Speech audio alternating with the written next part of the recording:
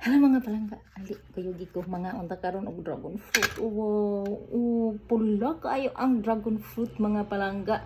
Nakabala ba mo nga ang dragon fruit is loaded og vitamin C and high in fiber mga palangga ug rich in magnesium and calcium, kaya need gid na to unta kung naalang unta ning dragon fruit sa ato ang mga nataran, pwede ra gid ta nga kada adlaw magkaon niya. Then ang isa pa jud nga antioxidant ang dragon fruit mga palangga, so wala makabalo.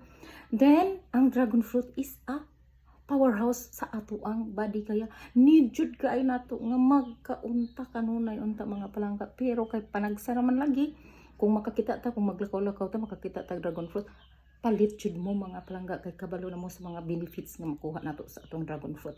Then napay isa ka tips, ang iya daw nga kini pwede na to i-lipstick. Da. Makaon na siya ma-lipstick pa.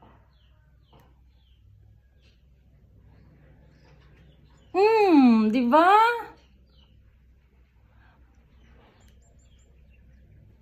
Ano matingala ko ani kay nagkaon ko.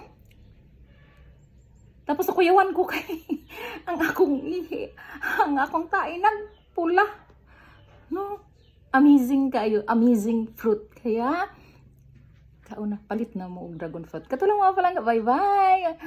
Anta na kakuha mo sa lessons about sa dragon fruit na to. Bye na og dragon fruit.